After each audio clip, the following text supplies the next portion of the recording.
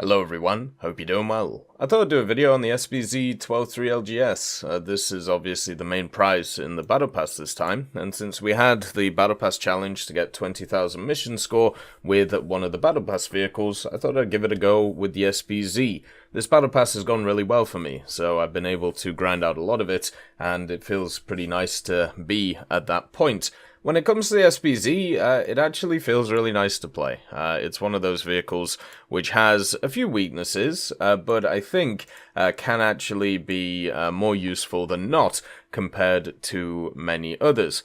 Germany in the 6-7 area, which is where the SPZ is, it's had a few issues over the years, mainly because 3 vehicles just got removed from it. You know, the Tiger 2 105, the Panther 2, and of course the other one, which I think is the Coelian, or I think they renamed it nowadays. So the issue with that lineup is they just gutted it. They took out the vehicles, which really made it pretty powerful, and the things that they replaced it with, you know, the M48 and the Oswin 2, haven't really done anything to kind of bolster it because they're different BRs. The SBZ-12-3 comes in at 6-7, and it means you can run it with the Tiger 2H, you can bring along the Bulldog as well, and also bring along some of the AAs, and also the main thing, which actually a lot of people forget about that BR, is the CAS is actually pretty good for Germany. You've got the Arado with the 3500s, you obviously have some 262s, the Polkastora, or if you have the A2A, the Sturmvogel, then it's an incredibly powerful set of CAS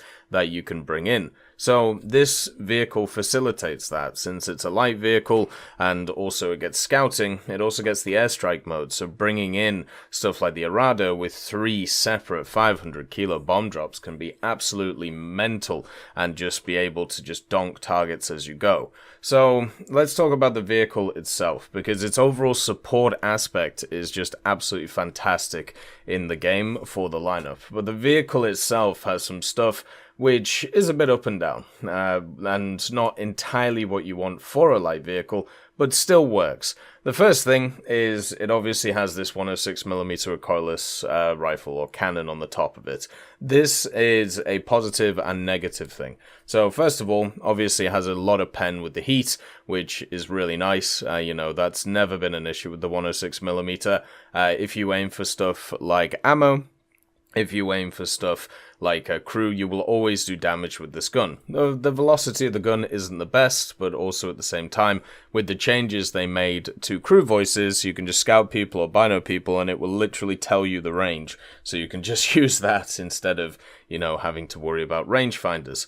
The problem is the actual rates, like the targeting speed of the gun.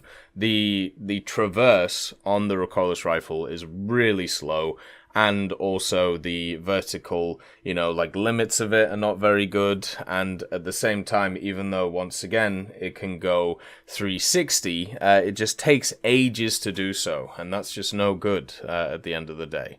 So for me, the gun is good if you can get it on target, but getting it on target is a bit of a problem. And then also the vehicle is kind of the same. So even though you get it spaded, the vehicle is pretty slow. It's not a crazy, like, a big vehicle. It does actually have a really nice 3D view, which is something that, you know, you've got to think about. But the vehicle is slow to move around. If you compare it to, like, stuff like the Bulldog, the RU-251, you know, the T-92, the M56, it's a bit more lumbery, which is why it's not an aggressive scout vehicle. Instead, it's more of, okay, we're going to go to an area, we're going to play it like a TD with scouting, which is, I think, more the way that you play this thing. So you play it more like a JPZ instead of something like a T92, and that works really well for it. Another thing that massively works in its favor is you can go Hull-Down in it. The optics on this vehicle are actually mounted on top of the recoilless cannon. This basically means that you can hide the hull completely from the enemy and only have your gun sticking out. So you can scout everybody that's around, and then also you can hit them with the cannon, and they just can't hit your chassis at all, therefore they can't hit any of your crew, which is just fantastic. You know, that works really, really well at the end of the day. And, you know, the reload is pretty good on the gun and all of that, which is, you know, really nice to see. You don't really have to expose your vehicle in most settings for it to be that useful. Now, there are other factors to this machine, like the 20mm. The 20mm in itself is not great. You know, it's not a gun which really kind of pushes itself around the place. It doesn't have great pen. They did get a HVAP, which is nice. But once again, the main problem with this little turret is its firing angles in terms of targeting speed. So its elevation on the 20 is not very good, and also getting it to that high elevation is not easy. The main time I've used the 20 is as an anti-aircraft vehicle, where people are just going beeline straight to targets, so you can kind of just knock them down like that because it's got a pretty good fire rate. But actually getting the gun onto target just takes too long, and even though it can be used in some circumstances, generally it's just not going to be that useful. So the vehicle itself works really well in the game. Does it have bad factors or worse factors than other vehicles? Yes, but the positive factors it has, the hull-down nature, the pen on the gun, and also just the lineup that it helps out, really, really improves the vehicle and also the general area for Germany. It was super fun to play. I'm definitely going to play it in the future, and since it's a premium, it's always going to be great to grind out stuff. I actually used it to generally grind out a helicopter while I was playing it for the mission score. Hopefully in the future we see more vehicles like this, and also at the same time, hopefully we see more vehicles which are based around, you know, Swiss ideas. It would be really nice to see a subtech tree out of them at some point, and then also at the same time, just see more of this chassis. We've seen it twice now. I think the Rakuten has the same chassis, but there's a lot more that this one can give.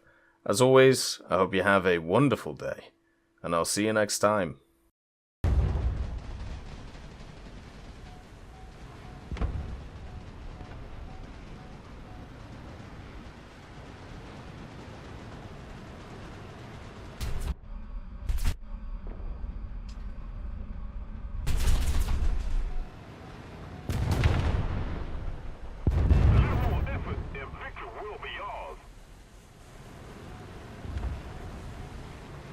I'd just like to thank Brendan Quinn, Vilneus, Character Fuel, Juan the Panda, Carrion Crow, Gus Irenicus, Pyman, Merciless Reaper, Orange Tail, Teddy, Daniel Stanton, Moxie, B. Young, Bareen, Peter Grayling, Alan Hacker, Sem Alslan, Uncle Bean, and Derek R., and also Lafouche for supporting the channel.